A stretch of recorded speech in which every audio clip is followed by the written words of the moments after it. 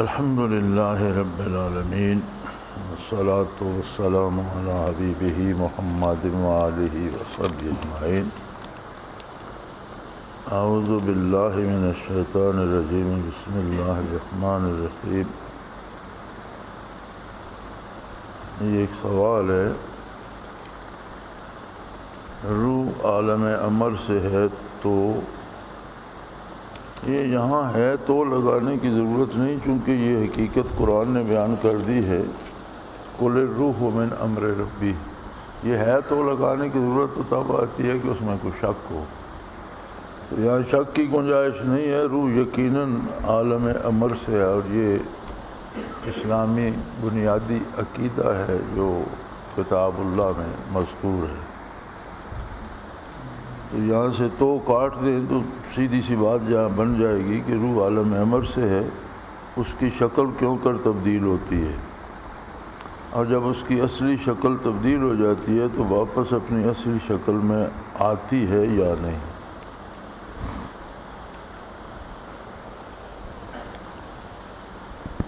اور روح اور اس کی شکل اور ان باتوں پر بحث نہیں ہے۔ شکل اللہ کریم نے وجود کو دی، اور جس وجود میں جو روح مقرر فرمائی وہ اسی شکل میں نظر آتی ہے۔ اصل جو ہے شکل وجود کی ہے، اور جتنے وجود اللہ کریم نے تخلیق فرمائے ان سب میں سب سے اعلیٰ شکل، سب سے بہترین، سب سے خوبصورت شکل ہے آقا نامدار حضرت محمد الرسول اللہ صلی اللہ علیہ وآلہ وسلم کی۔ اور اس کی اتنی عظمت ہے کہ انسانی شکل میں کوئی شخص بھی جہنم میں نہیں جائے گا۔ روز حشر اگر کسی کی شکل انسانی ہوگی تو اس کی نجات انشاءاللہ یقینی ہوگی۔ شکل بدلتی ہے کردار سے۔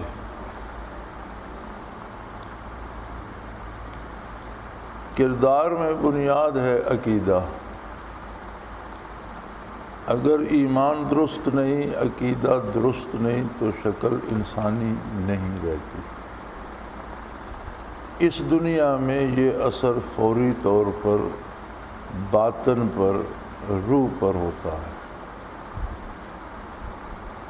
اور قیامت کو وہی شکل وجود کی بھی ہوگی۔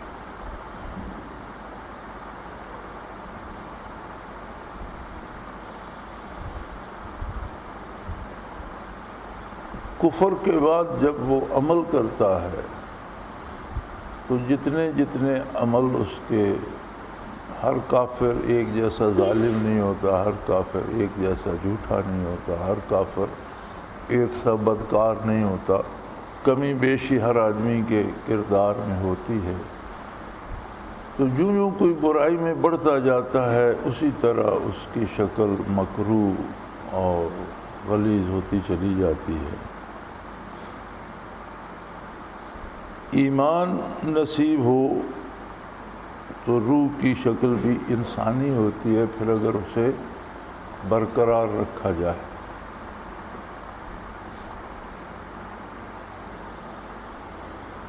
جس طرح فرمایا گیا کہ اللہ کہو، قل اللہ ثم استقم، کہو کہ اللہ ہے اور پھر اس پر جم جاؤ، استقامت دکھاؤ۔ اللہ پر ایمان لاؤ اور پھر اس میں کوئی تزلزل نہ ہو، اس میں کوئی کمی نہ آنے پائے۔ ثم استقم، اس پہ استقامت دکھاؤ۔ تو اللہ کریم ایمان نصیب کرے اور اس کے ساتھ حسن عمل نصیب کرے تو اس شکل کے حسن میں، اس کے جمال میں ترقی ہوتی رہتی ہے۔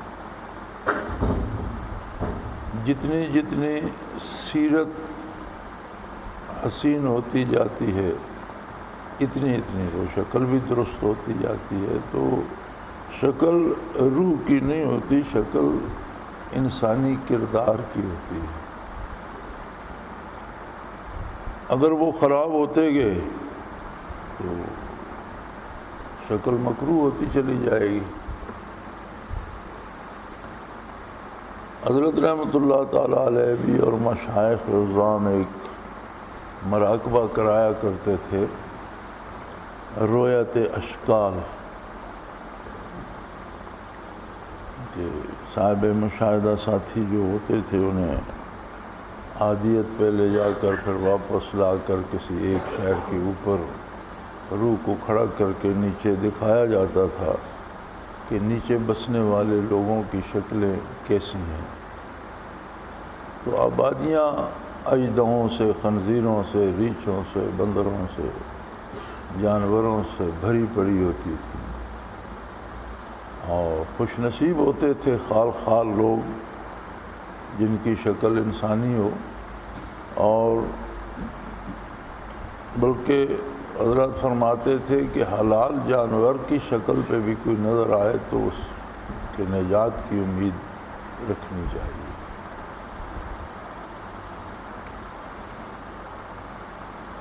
ہم نے مدت ہوئی اسے چھوڑ دیا کیونکہ یہ لوازمات تصوف میں سے نہیں، اس کی ضرورت نہیں ہے. اور وہ زمانہ ایسا تھا کہ جس میں کچھ انسان بھی نظر آ جاتے تھے. آج شاید ایسا کریں تو کچھ بھی پلے نہ پڑے.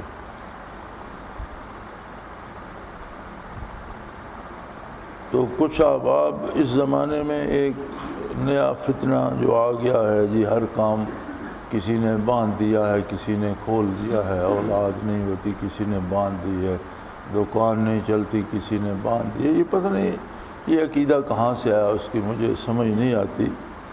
کیونکہ ہندوؤں میں تو بڑی مدت سے ہے، ہم میں اب وہ بہت زیادہ عروج پا گیا. پہلے ان پڑھ اور جاہل لوگوں میں ہوتا تھا، اب گھر گھر میں، شہروں میں بھی ہر جگہ موجود ہے. ایسے لگتا ہے جیسے لوگوں نے یہ سمجھ لیا ہے کہ کائنات کا نظام اللہ کریم کے ہاتھ سے تو نکل چکا ہے اور اب جادوگروں کے ہاتھ میں ہے. کسی کی روزی باندھ دیں یا کسی کی کھول دیں، کسی کی اولاد باندھ دیں یا کھول دیں. تو یہ نظریہ ہی کافرانہ ہے بنیادی طور پر. تو اس طرح کی چیزیں ہم نے جان بوجھ کر مراقبات میں سے چھوڑ دیں کہ لوگوں میں استعداد بھی نہیں ہے. اور کسی کو ذرا بھر مشاہدہ ہو جائے تو وہ دکان لگا کر بیٹھ جاتا ہے کہ آؤ جی تمہاری تکلیف کا حل میں بتاتا ہوں. اور سارے وہاں جمع بھی ہو جاتے ہیں. جی بس یہ بڑا کام ہو گیا. کمال ہے، رات دن محنت کرا کے کہ بندے کی اللہ سے آشنائی ہو، لیکن اللہ سے دوری وہی رکھتا ہے. کوئی اللہ کے بغیر کوئی آسرا دوسرا مل جائے تو اس کی طرف بھاگتا ہے. اس لیے ہم نے چھوڑ دیا. بہت سے مراقبات کیے اور مراقبات چھوڑ دیے. موتو کا بلانتا موتو کا مراقبہ ہوتا تھا، بڑا لمبا ہوتا تھا، بڑے اہتمام سے درد کراتے اور اس کا مشاہدات میں فائدہ بھی ہوتا تھا. لیکن اب ایسا لگتا ہے کہ لوگوں کو فائدے کی چیز دو تو اس سے بھی انہیں نقصان ہوتا ہے. تو بہرحال بات یہ کر رہے تھے کہ روح کی شکل ہم ترتیب دیتے ہیں. جسم کو اللہ کریم نے جو شکل دی ہے بنیادی طور پر روح اسی شکل میں ہوتی ہے. لیکن اگر جسمانی طور پر کوئی خوبصورت اور حسین نہیں بھی ہے، اس کا کردار، اس کا عقیدہ اور عمل حسین ہے تو روح حسین ہوتی چلی جاتی ہے. اور عمل میں خرابی آئے تو روح کی شکل بھی خراب ہونے لگتی ہے. عقیدے میں خرابی آئے تو بالکل خراب ہو جاتی ہے. رہا یہ سوال کہ اگر بگڑ جائے تو واپس انسانی شکل پہ یا واپس اپنی شکل پہ آ سکتی ہے کہ نہیں، تو توبہ کا دروازہ تو اللہ نے کھلا رکھا ہے کہ مرنے سے پہلے کسی کو بھی خلوص سے حق دل سے توبہ نصیب ہو جائے، حق کو قبول کر لے. اور توبہ عقیدے اور عمل کی اصلاح کا نام ہے. توبہ محض ایک لفظ کہہ دینا یا اسے دہراتے رہنا کوئی مقصد نہیں ہے. توبہ نام ہے عقیدے اور عمل کی اصلاح کا.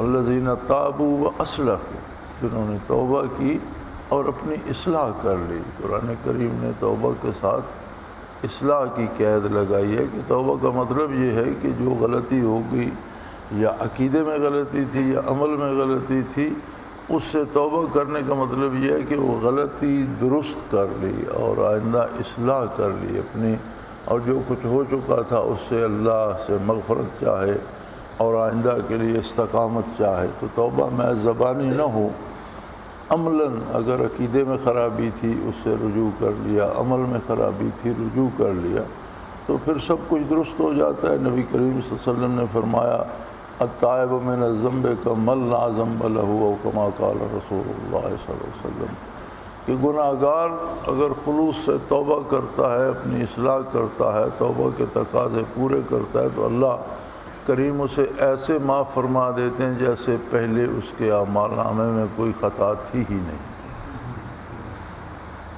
اسی طرح حج کے بارے حضور کا ارشاد گرامی موجود ہے، جس کا مفہوم ہے کہ حج سے بندہ گناہوں سے اس طرح پاک ہو جاتا ہے جس طرح آج دنیا میں پیدا ہوا۔ لیکن شرط پھر وہی ہے کہ عقیدہ بھی درست ہو اور اعمال بھی درست ہو، نیت بھی درست ہو۔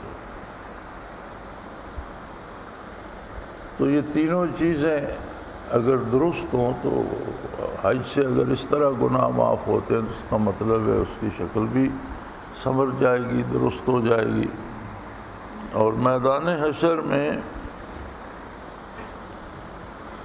اجسام کی اور ظاہری صورتیں بھی اسی شکل میں ڈھل جائیں گی جو شکل ہم دنیا میں روح کی بنا سکیں گے۔ تو لوگ اٹھیں گے تو حیران ہوں گے کہ میں تو انسان تھا، تو اس درندے کی شکل میں کیسے ہو گیا، یا عیدہ کیسے بن گیا۔ بہرحال وہ تو وہاں کے معاملات ہیں، اللہ معاف کرے۔ تو یہ بندے کے عقیدے اور عمل پر ہے، اس کے اختیار پر ہے کہ وہ کیا شکل بنانا چاہتا ہے، اختیار کرنا چاہتا ہے۔ اللہ کی تجلیات نصیب ہوں، نبی کریم صلی اللہ علیہ وسلم کا قرب نصیب ہو، برکات نبوت نصیب ہوں، تو کام سدھرتا چلا جاتا ہے، سنورتا چلا جاتا ہے۔ ہم ظاہری شکل کے لیے تو بڑے بیوٹی پارلرز میں جاتے ہیں، اور اب تو رواج ہو گیا ہے کہ مرد بھی بیوٹی پارلرز میں جاتے ہیں، پاؤں دھلواتے ہیں، ہاتھ دھلواتے ہیں، چہرے صاف کراتے ہیں، بدن سے بال صاف کراتے ہیں، بازو وغیرہ سے مرد بھی کراتے ہیں کہ خوبصورت نظر آئے۔ تو یہ ظاہری جسم کی خوبصورتی کوئی معنی نہیں رکھتی، اور اچھی بات ہے، نبی کریم صلی اللہ علیہ وسلم نے بھی، اسلام نے بھی اس بات کو پسند کیا ہے کہ آدمی صاف ستھرا رہے، لیکن اس بات سے منع فرمایا ہے کہ مرد عورتوں کی مشابہت اختیار کر لے اور عورتیں مرد کی مشابہت اختیار کر لیں، یہ حرام ہے۔ حدود ہیں، صاف ستھرا رہے، نائب ہوئے، کپڑے اگر کم قیمتی ہیں، پھٹے ہوئے ہیں تو انہیں ٹانکے لگا لے، کم قیمتی ہیں تو ضروری نہیں کہ انہیں میلا رکھے، دھو کر صاف تو کر سکتا ہے، ضروری نہیں کہ لباس قیمتی نہ ہو، صاف ستھرا تو ہو، اور صاف ستھرا پاکیزہ رہنا بجائے خود ایک عبادت ہے، لیکن ہر بات کی ایک حد ہے، ایک لمٹ ہے۔ اگر اس حد سے تجاوز کر جائیں کوئی بھی، تو اطباء کا ایک قول ہے کہ دنیا میں، یعنی طب کا ایک اصول ہے کہ دنیا میں کوئی چیز زہر نہیں ہے، اور ہر چیز زہر بن جاتی ہے جب وہ حد سے بڑھ جائے۔ ہم جنہیں زہر سمجھتے ہیں، مثلا سنکھیا ہے جی زہر ہے، تو لوگ اور طبیب سنکھیے سے علاج کرتے ہیں، لیکن شاید اس کی خوراک کوئی بہت ہی معمولی یا بہت ہی کم ہوتی ہے۔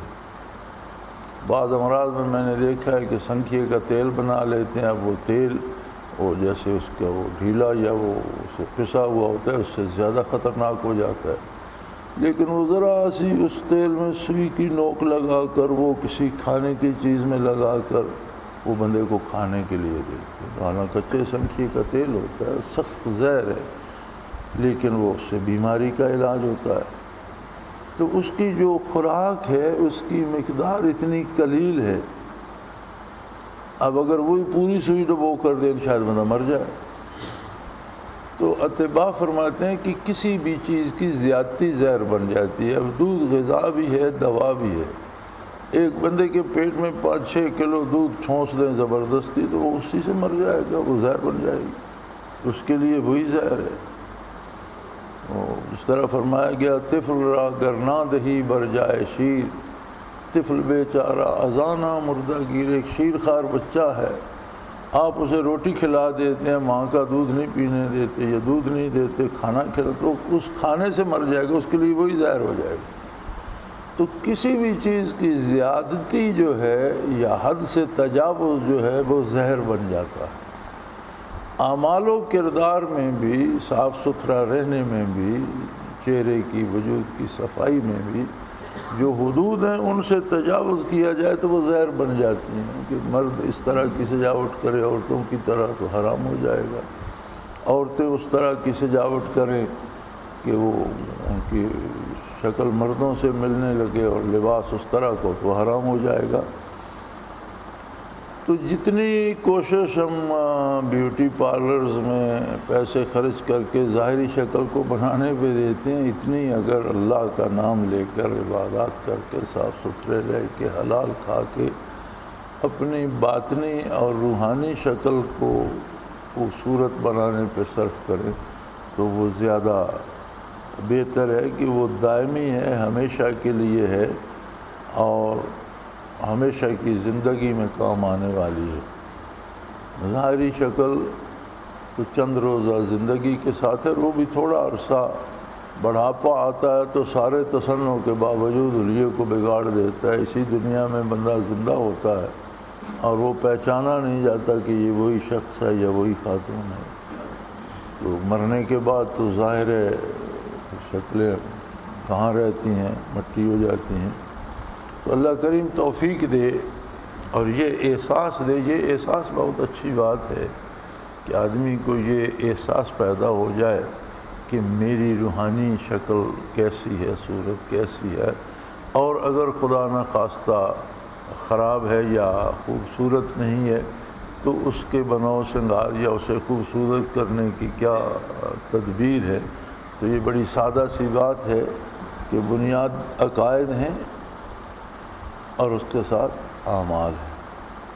تو اللہ کریم جتنا اتباع سنت نصیب کرے، مرد ہو یا خاتون، بچہ ہو یا بچی، بوڑھا ہو یا جوان، عقیدے کا خلوص اور خلوص نیت کے ساتھ آقا نامدار صلی اللہ علیہ وسلم کی پیروی، یہ سارے کا سارا حسن ہے اور یہ سارے کی ساری دوا بھی ہے، اور یہی بہترین بیوٹی پارلر ہے جس میں ارواح کی شکلیں اور صورتیں سنواری اور سجائی جاتی ہیں۔ اللہ کریم توفیق عطا کرے۔ اس سوال سے مجھے اس بات کی خوشی ہوئی ہے کہ کم از کم دوستوں میں یہ احساس تو ہوا ہے کہ کوئی روح کی شکل بھی ہوگی اور ہمارے سامنے آئے گی تو وہ کیسی ہوگی۔ الحمدللہ یہ احساس بھی ایک بہت اچھی بات ہے۔ وآخر دعوانا ان الحمدللہ رب العالمین۔ الحمدللہ رب العالمین والصلاة والسلام علی حبیبہ محمد حرمت حضرت محمد رسول اللہ صدیق